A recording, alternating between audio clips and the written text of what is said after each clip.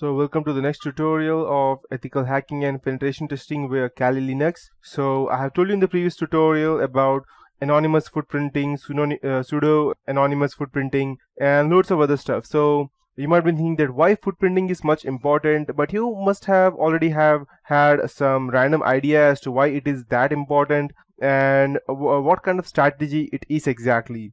So it allows in terms of security for companies, it allows attackers to know about the complete security posture of the organization, and it is not good, trust me guys. It reduces the attacker's area to specific range of IP address, network, domain names, even remote access. It even allows them to build their own information database about the target's organization security and their weakness to take appropriate action. And it is also easy for them to get the actual environment they are going to break, and they can also go ahead and create a home environment in the same way that they have in the organization. So for attackers to build a hacking strategy, there are a few things. That is knowing security posture, performing footprinting on target organization in a systematic and a methodological manner. They will be able to get information or complete profile of the organization's security posture. It will also go ahead and reduce their area of attack because they will get a specific amount of IP addresses within which they know that okay, this company has only uses this set of IP addresses, and it will be easier for them to go ahead and hack into them because he already knows what can be. So he just have to guess some specific random things, and by doing a good amount of social engineering, he will even get that. After that, we have building information database. As I told you, going ahead and creating a virtual network at home based on the similar organization structure.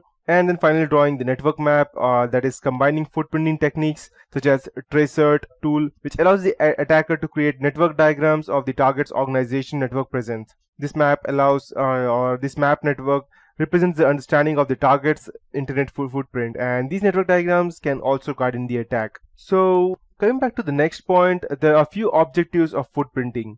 So these objectives, the major objectives of footprinting include collecting the target's network information, system information, and the organization information. And by carrying out footprinting at various network levels, you can gain information such as network blocks, network services, application, system architecture, intrusion detection systems, specific IP addresses, access controls, and many more. And with footprinting, information such as employee names, phone numbers, contact addresses, designations, work experience, and even the employee ID and what is their ID and what is specific amount of salary they get, even each and everything can be obtained. So the first thing that a hacker would do would be to collect information.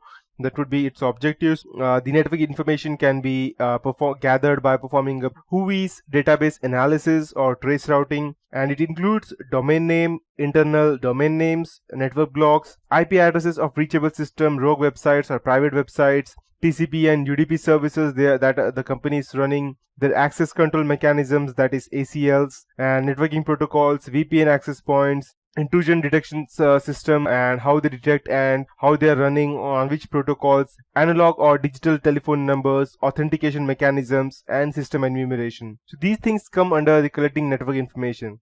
After that, we have the collecting system information such as the users and group names. And if you go and check into an organization, they don't have any specific name, such as the users they have. The username is almost the same. Let's say for my PC, let's say if the name of my company is let's say XYZ, or let me take a specific random name, let's say Mercedes for example.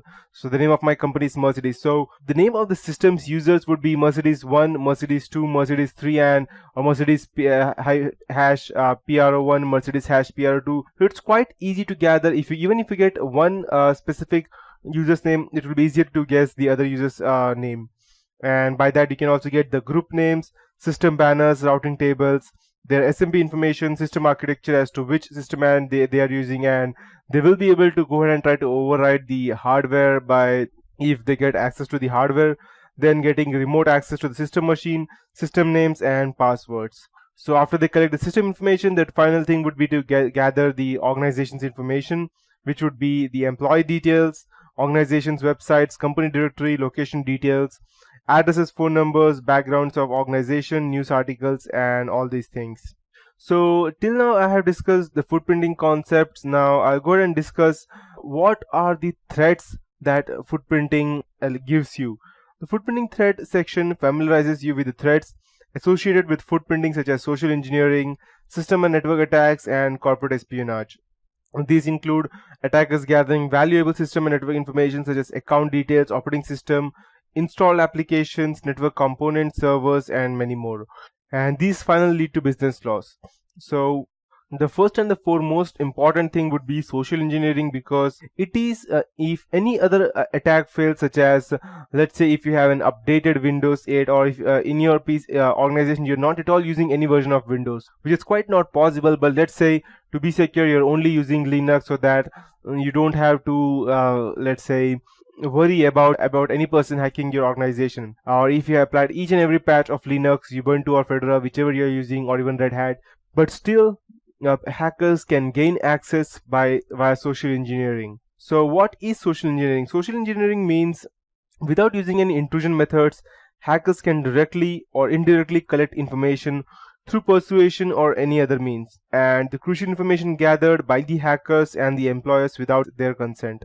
So this is a very unique method. Let's say, for example, you are working in an IT company, or you're working, you are just a normal, let's say, normal person working in a company, and one day you are at home, and some random day you just get a call stating that if the person may have gathered already your, let's say, your user ID, or not user ID, he may already have your employee ID. Yeah, he may have gathered there by just looking over you when you're just going ahead and crossing your subway line on the road, and he has your employee ID. So he will just call you and tell you, hello sir, I'm calling you from this company. That means the same company in which you are working. Let's say your name is Adam and you're working for an XYZ company, and this guy sees you and he wants to hack your organization, and so he gathers all the information. So he sees you passing on the road with your ID in your neck, and your employee ID is ABCD@123, let's say, for example.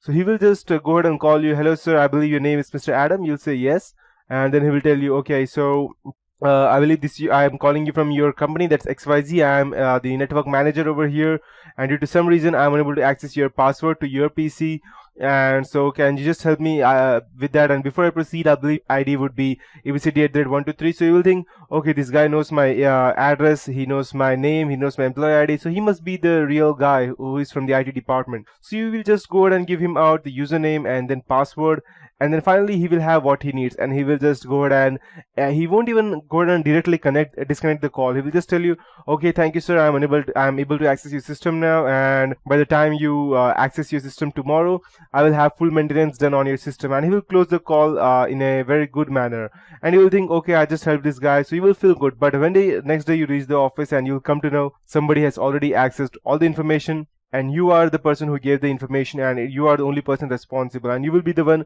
who will be serving jail time, or perhaps you may not even get another job because of your insecurity that you performed. So these are the ways as to how any person can gather information via social engineering attack.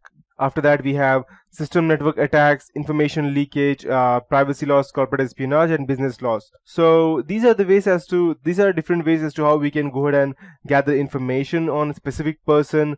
We are using loads of other techniques, and yes. After that, we have footprinting tools, which I will be showing you some practical stuff as to how we can go ahead and gather information. And the most important one is, which I will be showing you later on, would be the Google hacking database. You won't even need any kind of specific tool to hack into any stuff. You would just need a computer. You won't even need any software to install. You won't even need the administrator, right, to go ahead and just gather information. You just need a computer with the internet access, and just the access of Google is more than enough for you. So yes. So I will be teaching you that in the next tutorial. That is it for this tutorial. In the next tutorial, I'll be teaching you about the footprinting tools and gathering information via Google hacking database.